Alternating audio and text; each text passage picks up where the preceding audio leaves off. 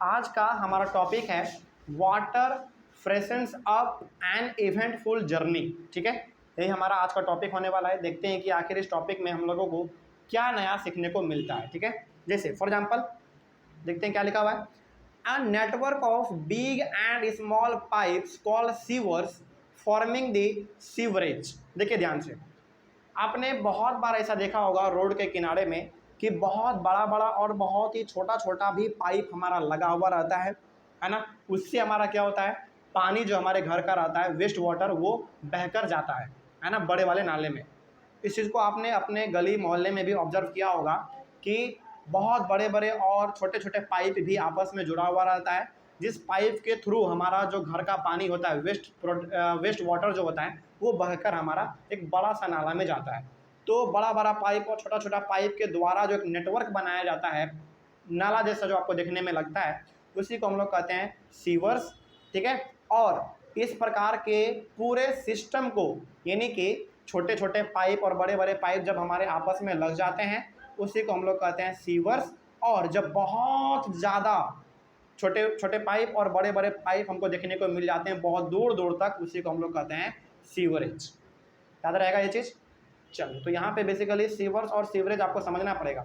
Sewers हम लोग कब कहेंगे, सीवर्स हम लोग तब कहेंगे जब हमको एक नेटवर्क देखने में लगता है। नेटवर्क मतलब कि छोटा छोटा पाइप और बड़ा बड़ा पाइप जो आपस में जुड़ा हुआ रहता है उसको हम लोग कहते हैं सीवर्स। ठीक है, और जब इस प्रकार का बहुत दूर तक हमको देखने को मिल जाए और बहुत ज़्यादा देखने को मिल जाए बड़े लेवल पर, बहुत बड़े संख्या में, उसी को हम लोग कहेंगे सीवरेज। ठीक है, आगे।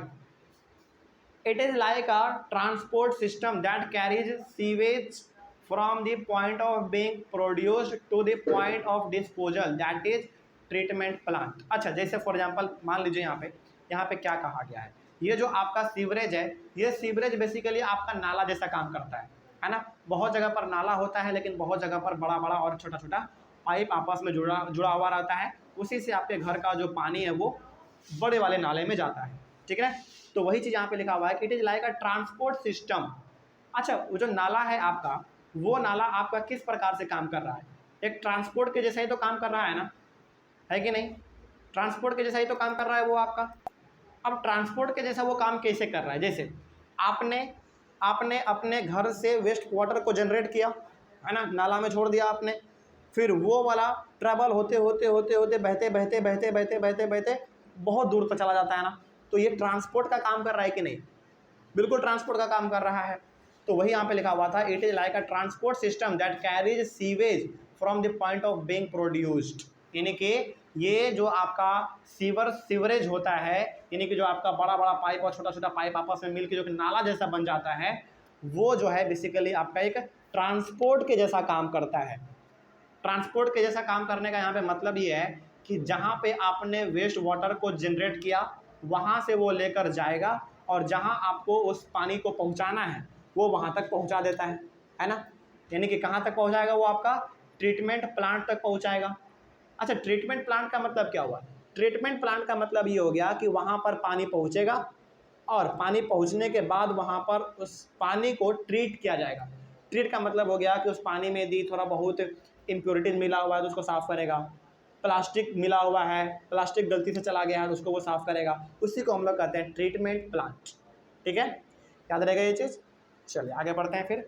तो वो बेसिकली आपका जो सीवरेज होता है, जो आपका नाला होता है, वो बेसिकली आपका एक पूरी तरीके से ट्रांसपोर्ट सिस्टम का ही काम करता है। Manholes are located at every 50 metre to 60 metre in the sewerage.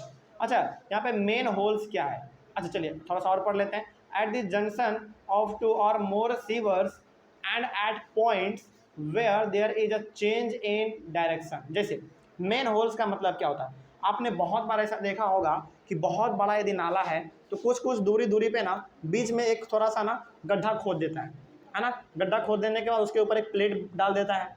क्यों डालता है वो प्लेट, इसलिए डालता है क्योंकि यदि कभी गलती से किसी का बच्चा यदि नाला में गिर गया या फिर कभी नाला को साफ़ करना हो, उस प्रकार के तौर तरीक़ों के लिए हम लोग क्या करते हैं, मेन होल बना देते हैं। उसको हम लोग कहते हैं मैन होल। क्या कहेंगे, मैन होल। आपने बहुत बार देखा होगा, नाला है, उस नाले के बीच बीच में कहीं कहीं पर ना छोटा सा होल होता है, लेकिन उस होल को ढक दिया जाता है प्लेट के द्वारा है ना। वो इसलिए बनाया जाता है ताकि गलती से किसी का बच्चा नाला में गिर गया, या फिर बहुत बार होता है कि नाला को साफ करना पड़ता है, घुस के अंदर में जाम हो जाता है तब, तो उसी लिए हम लोग मेन होल का फॉर्मेशन करते हैं, यानी कि नाला में हम लोग मेन होल को बनाते हैं। याद रहेगा ये चीज़। चलिए आगे बढ़ते हैं फिर। तो वही यहाँ पे लिखा हुआ है कि manholes are located at every 50 to 60 metre, 50 से 60 मीटर दूरी पर आपको हर एक जगह पर जो है एक मेन होल यानी कि छोटा सा गड्ढा दिख जाएगा और उसके ऊपर प्लेट आपको रखा हुआ दिख जाएगा। ठीक है। In this sewerage at the junction of 2 or more sewers and at points where there is a change in direction. बहुत बार आपको तब देखने को मिलता है, हालांकि यदि एक नाला है जो कि बहुत बड़ा है, सीधा है, तब तो आपको 50 या फिर 60 मीटर की दूरी पर आपको देखने को मिल ही जाएगा, लेकिन आपको मेन होल वहाँ पे भी देखने को मिलता है जहाँ पर कि नाला हमारा मुड़ जाता है ना, सीधे जा रहा है और वो उधर मुड़ गया, है कि नहीं। तो वहाँ पर भी कोने पे आपको मेन होल देखने को मिल सकता है और होता भी है। ठीक ना। यही था हमारा मेन होल के बारे में, ये चीज़ याद रहेगा ना। चलिए, तो ये टॉपिक हमारा बड़ा ही छोटा सा था। ये टॉपिक हमारा थोड़ा सा बड़ा है, वेस्ट वाटर ट्रीटमेंट प्लांट, तो इसको हम लोग अपने अगले वाले क्लास में डिस्कस करेंगे, बिल्कुल डीप में हम लोग पढ़ेंगे। लेकिन इस वाले टॉपिक में कोई डाउट आपको समझ में आया है हर चीज़। चलिए, तो यहाँ से आपने ये चीज़ समझ लिया होगा। आगे बढ़ते हैं, तो अगले वाले क्लास में हमारा ये वाला टॉपिक होगा। मिलते हैं अगले वाले क्लास में। Thank you very much and have a nice day.